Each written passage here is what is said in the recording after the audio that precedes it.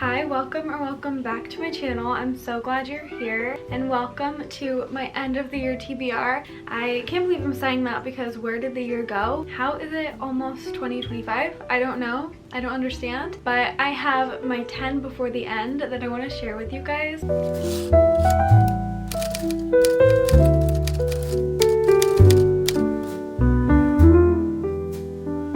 At the beginning of 2024, I made a 24 for 2024. I think I read like 6 of them. I have made it known so many times on my channel that I'm really bad with following TBRs and finishing TBRs, but I still love to make them because I love to kind of set my intentions and my goals for what I might want to read and what I want to prioritize. I just don't always do it. And I was pretty intentional with the books that I picked. I didn't pick books that I just know I'm not going to get to. I feel like there are some books that I'm just like, no, but I just know realistically I'm not going to be picking them up in like the next month. So I tried to be realistic with these. These are books that I actually am interested in potentially reading soon. So let's get into them. The first book on my list is Piranesi by Susanna Clarke. I have spoken about this book in previous videos and I have looked back and now I realize I was the worst at describing it ever, but this book is a fantasy book with some mythological aspects to it. I've been wanting to pick up a book that was kind of like a mythology themed book for a while, and I've tried to pick up the Song of Achilles before, but I couldn't get into it. And then I also want to try Circe, but what's top of my mind right now is Piranesi. This book is about someone named Piranesi, and they live in like an infinite, endless building. There are infinite amounts of rooms in this building, and there's also an ocean trapped in this building, and the waves will move with the tide, and every once in a while they will end up flooding rooms. But Piranesi's not afraid of it. He's very used to this, and he's kind of gotten to know the way of this ocean, and twice a week someone named the Other comes and visits Piranesi and is asking Piranesi for help with researching some things. And so he decides to help, and while he gets into this research he starts to discover things like maybe the presence of another person in this building. It sounds very interesting to me. I don't really know the premise of the book further than what I just explained, but I'm very excited to pick this one up whenever I end up getting to it. The next book I have is The Berry Pickers by Amanda Peters. This is a book that's been on my mind for a while, ever since it came out in hardback. I remember finding it on one of the new books shelves at Barnes & Noble and reading the back and thinking it sounded interesting. I also love the cover and it attracted me to the book to begin with. I was waiting for it to come out in paperback and it finally did, so I picked it up and I'm excited to read it. It actually is Barnes & Noble's book of the month too, which is pretty cool. But this book follows 2 different families. So one of the families is an indigenous family that goes to Maine every summer to pick blueberries, and one summer their daughter ends up going missing while she's picking blueberries. And then it follows another family, and it follows the daughter of a very rich family, and she feels like her family is hiding something. So she goes and digs into her family's past and uncovers things that she wasn't expecting, and somehow those stories end up intertwining. I have heard good things about this book. It's literary fiction. I think it has a little hint of a mystery in it because of the missing child. So I'm excited to pick this up. I really haven't heard too much about it other than a few comments. I'm excited to see what I think of it. Then I have another book that I haven't really heard much about, but I ended up picking it up on a whim at Barnes & Noble. My boyfriend had picked out a book that was buy one get one 50% off, so we were going on a hunt to find another one that could also be a buy one get one 50% off, and I ended up finding The Adventures of Amina al-Sirafi. This book is a fantasy, but I don't think it's like a romantasy. I think it is just a purely fantasy book. I'm excited to read one like that because I don't think I have yet before. This book is about a pirate who's about to retire from all of her pirate adventures, except she gets offered one last final job to save a kidnapped daughter, and the reward for this job is a lump sum of money that will set her and her family up for life. So of course she wants to take the job. She feels like one last adventure and then I'm set for life. What could be better? But the job ends up being a lot more than what she expected, and I'm excited to read it. I've heard to read this one tandem with audiobook and reading, which I love to do already, so I feel like that's perfect for me. This is one that's actually pretty top of my mind because I think it sounds so fun. So I'm excited to read this one. The next book I have is The Wedding People. If you've been to my channel before, I feel like you've definitely heard me mention this one. I've mentioned this book so many times and I really just need to get around to reading it. And this book is about a woman named Phoebe, and she ends up going to Rhode Island to stay at this hotel. She had originally planned to stay at this hotel with her husband, but things changed and now she's here alone. And at the same time, there's actually a wedding that's happening at this hotel, and Phoebe's the only guest that's there that's not for this wedding. And the bride of the wedding is very, very detail oriented. She's accounted for every single thing that could go wrong at her wedding, but what she didn't account for was Phoebe's presence and Phoebe's plan, whatever that is.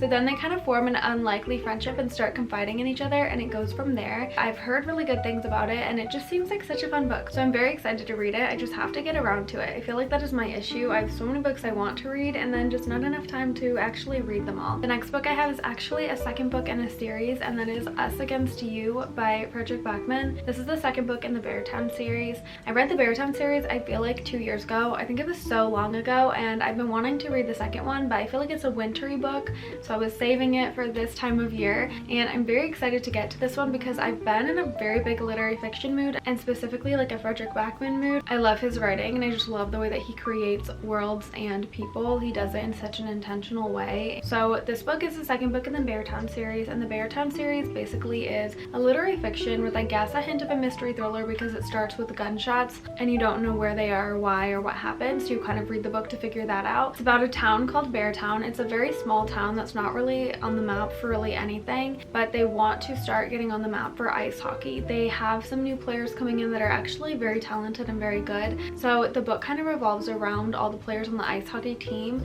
and the coaches and the people that are involved with making the team happen and everything like that. But it also extends to like those players' families and how everything impacts all of them. It's very difficult to explain the premise of the book. I feel like you have to kind of read it, but it definitely is a character study and a world study, and it gives a lot of insight into like why people do what they do and how things are not always black and white and how things can be very complicated. There are definitely some deeper, harder to read topics in the Beartown series, so I recommend looking at trigger warnings for it. It's definitely like an emotional read. It's something that is heavier to read, so that's another reason why I was kind of putting it off, but I'm very excited to get back into it because I do love his writing and I want to see where he takes the rest of this world. There's one more book after this. I think it's like 700 pages though, so I'm a little bit scared to get into that one. The next book I have is Everything I Know About Love by Dolly Alderton. This is a book I've been wanting to read for a while. It's a memoir. I'm kind of bad at reading memoirs. I don't know why I find it to be a little bit more difficult, but I've heard nothing but good things about this book. Like, people were obsessed with it, I feel like, in 2022, so I do want to see what all the hype is about.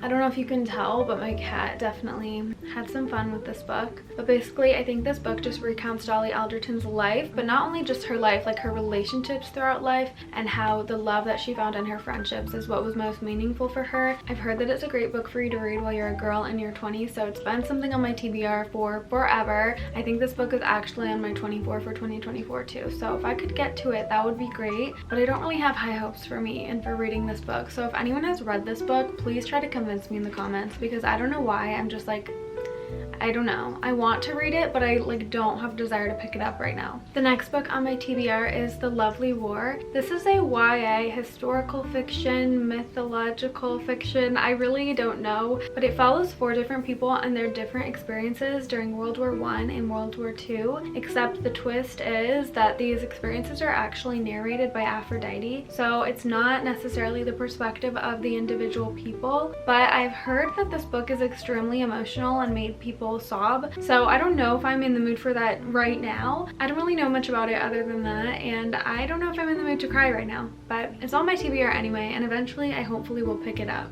The next book I have is another book that I feel like I'm going to fail at describing, because I have to say it's a Kristen Hanna book, and I love Kristen Hanna. I feel like her books are just amazing, but her descriptions on the back are not always the best, and if I like just picked up a book solely based on the descriptions, I don't know that I would be picking up a Kristen Hanna book. But that book is The Winter Garden by Kristen Hanna, and of course this is on the end of the year TBR because it is called The Winter Garden, and it feels like something that I should read when it's snowing out and it's winter time. But I have read 4 different Kristen Hanna books. I feel like I've read like all the most popular ones. I've read Firefly Lane, Nightingale, The Great Alone, and The Woman, but this book is another one that I feel like is up there as one of her more popular books that I haven't read yet, so I am curious about this one. I will say The Woman is what I read most recently, and I did not love that book. I love Kristen Hanna, I just don't think that book specifically was for me. I spoke more about it in a reading vlog. If you're interested in my thoughts about that, I'll put the picture of what it looks like up there. I do want to give Kristen Hanna another shot because the other 3 books have been amazing. saying no lower than 4 stars for me. But all of her books are kind of literary fiction, historical fiction books. But this book is about 2 girls that live in Alaska, and their mom is recounting stories from her time in Russia during World War II. And her 2 daughters are getting very invested in these stories, so they decide to do some research of their own and end up digging up some hidden truths that they didn't even know were there. And I believe that's kind of the premise of this book, but I really don't know if that does justice of describing what this book would be like. So I'm excited to read it and make my own conclusions on it. So hopefully I get to read this when it's cold, snowy, and I'm like bundled up with a blanket and my cat. The perfect reading combination. Then I have another Fredrik Backman book. This is Britt-Marie Was Here,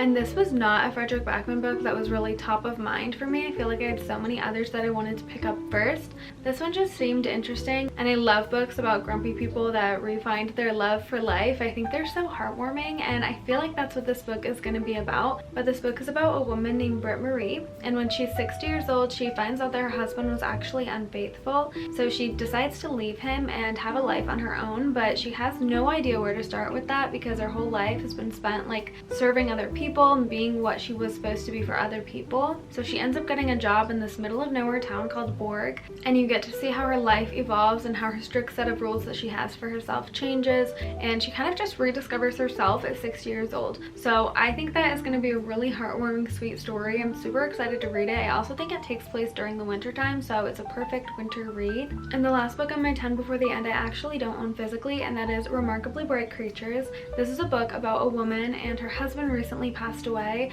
and then she also has her son who's 18 years old. He went missing. So she's going through it, and she decided to get a job at an aquarium to help cope and keep her mind off of things. Then she meets an octopus, and this octopus, I believe he actually talks. So he decides to help her look into her son's disappearance and see if they can figure out what actually happened to him. So I believe it's like a literary fiction mystery thriller, but it's supposed to be very heartwarming. It sounds super sweet, and I'm very excited to pick that book up. I've been wanting to read that forever, but it has been hardcover for so long, and I think the paperback comes out next June. So that is my 10th book. I'm very excited to pick that one up. I feel like I want to read that one like fairly soon, to be honest, because it's been on my TBR for way too long, and I need to start getting to these books. But these are my 10 books before the end, and comment some of your 10 before the end down below, or if you have any of the same as me, let me know, and I will hopefully see you in the next one. Bye!